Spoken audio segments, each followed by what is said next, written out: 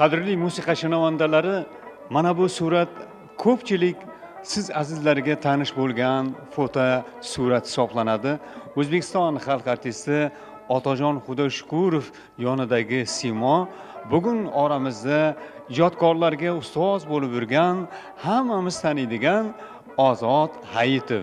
Ozod Zuka Zapis deb nom olgan, elga tanilgan bu kishi bugun musiqa targ'ibotimizda o'zining katta hissasini qo'shib, biz bilan ijodiyotga katta go'zalliklar, ma'naviy tuhfalar baxshida qilib turibdi. Shunday ekan, bugun Ozodboy Hayitov ustozimiz 80 yoshga to'lishi munosabati bilan fikrlar, mulohazalar sizga yo'llamoqchimiz. Uning do'stlari, zamondoshlari, san'atchilarimiz, ijodkorlar bu kishining hayoti va ijodiga befarq emas. Shuning uchun ham bugun ajoyib suhbatlarni shakllantirishga harakat qildik.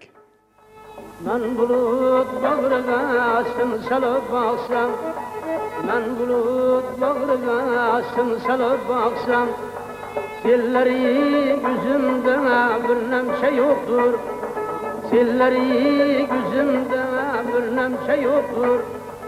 Vahşeti tün yargan yıldırımın hem, vahşeti tün yargan yıldırımın hem, berdavşi süregen bir şemşe yoktur, berdavşi süregen bir şemşe yoktur. Ilgarigi davrlarda musiqa yozuvlari bilan shug'ullanish uchun katta mahorat, tajriba va bilim zarur edi. Lekin hozirgi zamonda soha osonlashgandek tuyuladi. Aytishimiz mumkinki, oson tuyulgan har qanday amaliyot murakkablikdan mukammallikka yo'naladi. Urganch shahrida bunyodkorlar oilasida tug'ilgan Ozod Hayitov ovoz yozish kasbini uddalaydigan mutaxassis bo'lib yetishdi. Uning otasi bunyodkor bo'lsa-da, san'atni sevgan. Shu bois Komiljon Otaniyozov va Hojixon Boltaevlarning qo'shiq davralarida qatnashib turgan. Xonadonida u kishilarni doimo mehmon qilib qo'shiqlardan bahramand bo'lgan. Shu musiqa va mashvarat davralarini ko'rgan Ozodboy musiqa shinavandasi bo'lib ulg'aydi. Shinavandalik ko'plab taniqli san'atkorlar bilan do'stlashish, ularning ijro yozuvlarini muxlislarga yetkazish mas'uliyatini yukladi. Ozodboy Hayitov butun umrini ovoz yozishlik mas'uliyatli amaliyotga bag'ishlab, Ozod Zuka Zapis taxallusini orttirdi. Ustoz ayni damda 80 yoshni qarshiladi. Hayotda shunday bo'lar ekanki, juda ko'p insonlar bilan hamsuhbat bo'lasan, juda ko'p insonlar bilan tanishib bo'lasan. Shulardan ayrimlari bilan bir umrga do'st bo'lib qolasan, ayrimlari bilan shu qisqa vaqtda yo'llar ayro tushadi. Mani Ozod og'a bilan tanishimga har bir kishining hayotida bir esda qoladigan bir voqealar bo'ladi. Meni ham esda qoladigan eng bir ahamiyatli voqea deb bilaman. 1981-yilda Otajon og'a Xudoshukurov bilan Urganch shahriga to'yga kelganmiz. U paytlari daryoda o'tish aloqa faqat barjalar orqali bo'lardi, kechqurunlari bo'lmasdi. Uyiga to'yga borib bizni mehmonga chaqirib ketdi. Biz o'sha to'yni tamomlagandan keyin Ozodakani uyiga kelganmiz. Ozodakani bir ma'naviyatli, ma'rifatli inson ekanini o'sha paytda sezganman. Uyiga o'sha paytdagi Xorazmni butun bir san'at, adabiyot vakillarini, bir yorqin namoyandalarini chaqirgan ekan. Men o'sha paytda tanishganman Ozodaka bilan. Ustozimiz Alloh rahmatiga olgan bo'lsin, Oshiq Erkin bilan, Husayn Rahmon, Quronboy Kamatrizayevlar bilan o'sha paytda tanishganman.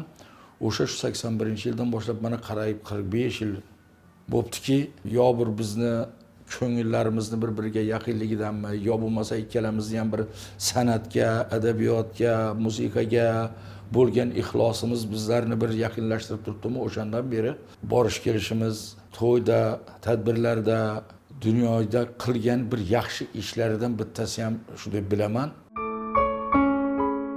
Umr daftari. Otajon og'a Xudoshukurovning so'nggi hayotini bir oxiridagi bir 15-16 yillarida hamsuhbat bo'lib davradosh bo'lgan bo'lsak, menga qilgan bir katta yaxshiligini shundan deb bilaman.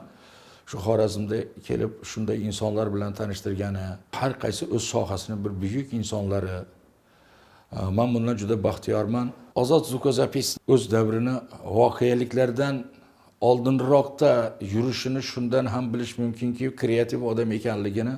U davrlarda hali bu marketing xizmati, targ'ibot xizmati, reklama xizmatlari hali yo'lga qo'yilmagan vaqtda oldindan ko'rib bilib mana shu xizmatni yo'lga qo'ysa, buni oxirida juda bir muvaffaqiyatlar bo'lishini bilib shu ishga qo'l urgan. Shu davrlarda katta avlod vakillarining eslarida bo'lsa kerak, Urganchning bozorini orqa darvozasidan kiraverishda o'ng tarafda Ozod Zukozapisning budkasi bo'lardi. Bu 75-80-yillarda. Bu budkani ustida ovoz kuchaytirish karna ertalabdan kechgacha shu Komiljon akang, Hojixon Boltoyev, Otajon Xudoshkurov, Bobomurod Hamdamovlarning ashulalarini butun bozorga eshitiladigan darajada qo'yib qo'yardi. Bu ham bir reklama marketingning o'sha paytdagi ko'rinishi. O'sha paytdagi san'atkorlar, ijodkorlar Ozodaka bilan tanishishni, u orqali o'zini reklama qilishni, u orqali o'zini bir targ'ibot qilishni o'zlariga bir katta bir muvaffaqiyat deb bilishgan. O'shaning uchun ham Xorazmni qayerda bo'lsa, men o'zim aniq esimda, mana Yangi bozordan Otamurod Nurmetlar, Og'abek Sobirovlarning yangi chiqqan paytlari, ularning targ'iboti faqat Ozodaking orqali bo'lgan. U paytlarda hali televideniyada bu marketing xizmati, targ'ibot, reklama deganlari rivojlanmagan. Bu ishlarni, shu xizmatlarni boshida, debochasida Ozodakingning xizmatlari yotibdi.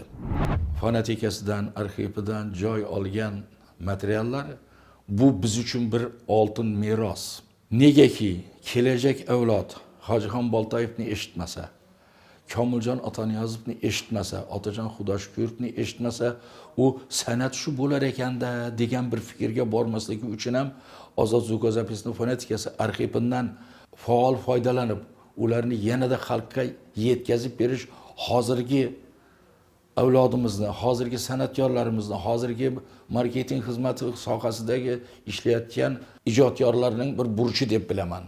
Xalqimizda bir ajoyib ibora bor. Bir shirin bo'lib qarish nasib qilsin degan. Ozodakang juda bir shirin bo'lib keksaydi.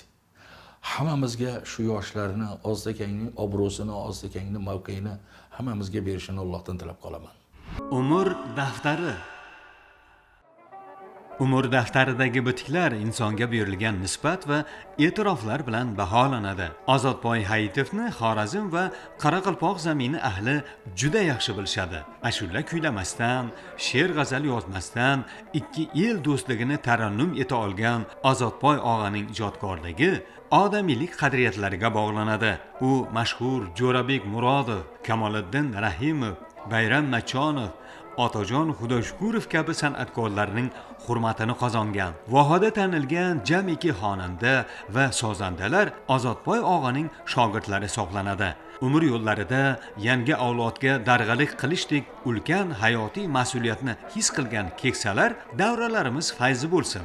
Donishmandlikda yurtga xotirjamlik, xalqimizga farovonlikni chin dildan duo qilayotgan nuroniylarimizning umrlariga ziyodalik tilaymiz. Marrakesh yetganning to'kib qavmi